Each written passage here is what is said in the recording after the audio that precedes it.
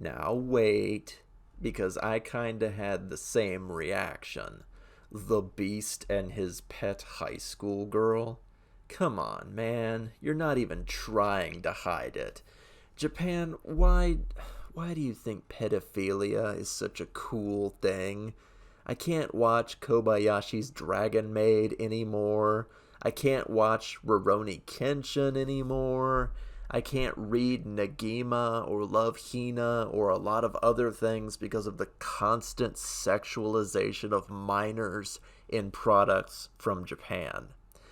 However, a coworker of mine vouched for this particular comic and said that everything about it is on the up and up. Okay, Fox, but you better be right about this. Let's talk about the furry comic The Beast and His Pet High School Girl. I'm not gonna lie, all the red flags went up as soon as I saw the title. I got some serious Hana and the Beast Man vibes from it, and that is a horny comic for another day. But I was not on board when I saw that the female lead of this comic is in fact a minor. The fact that I'm old enough to be her father makes it even worse, but that's neither here nor there.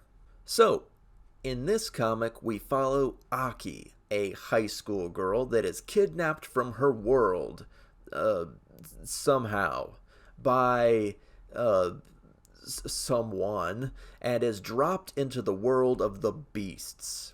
Basically, furries. Her initial kidnapping and arrival is not shown or ever mentioned again, so I guess we're just gonna get to the premise that much faster. Aki is bought from a pet store and brought home by Zenovi, a dog man. He gives Aki the name Leela, as neither of them can understand each other and no human can understand the beast language.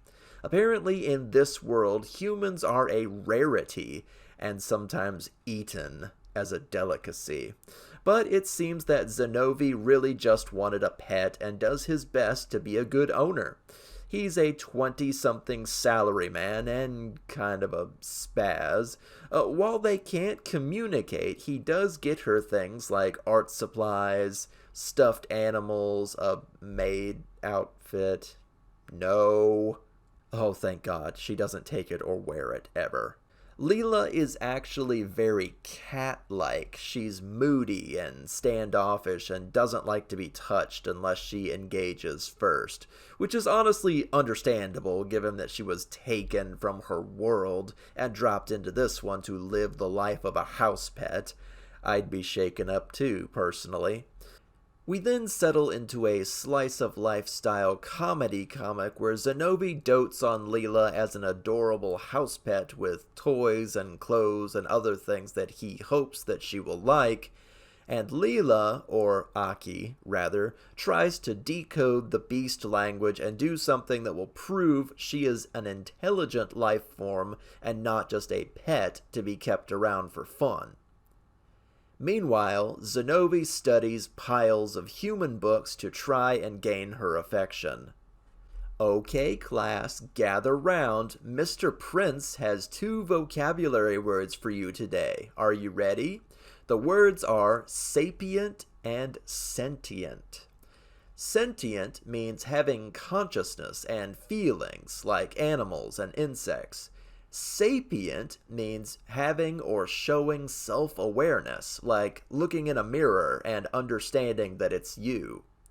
If you are both sentient and sapient, you are no longer an animal and are considered your own intelligent being.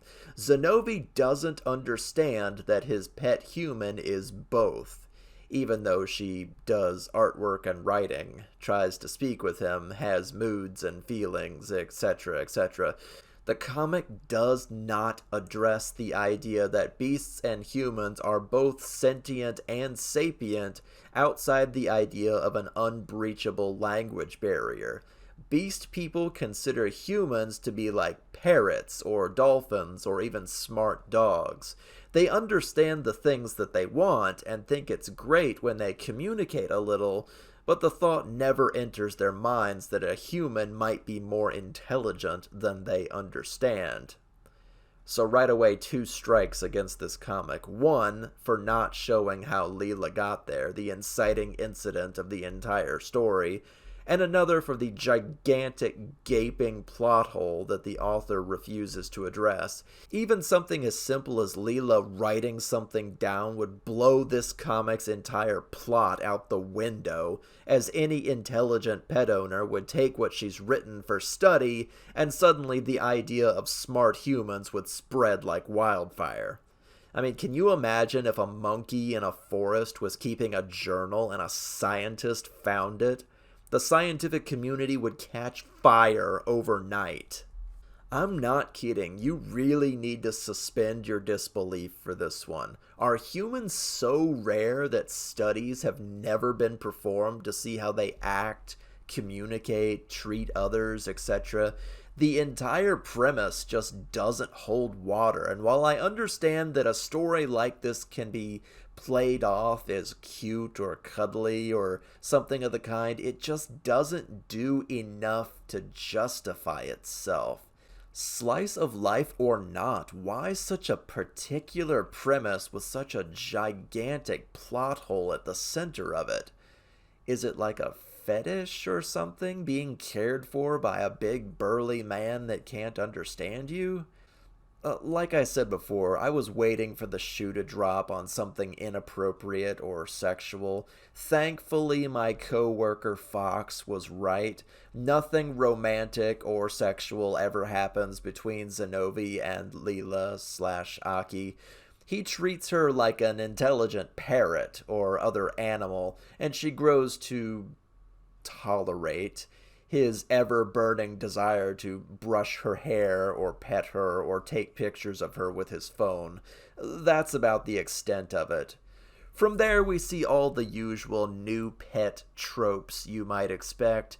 Meeting the pet owner's friends and family, spending a day with the owner being sick and the pet not understanding what's happening, etc., etc. Leela could very easily be replaced with an actual cat or other animal, and the story wouldn't change very much beyond the time she spends watching television and making notes on beast language. Beyond that, the Beast and his pet high school girl just sort of wheels around with no plan or pattern to it.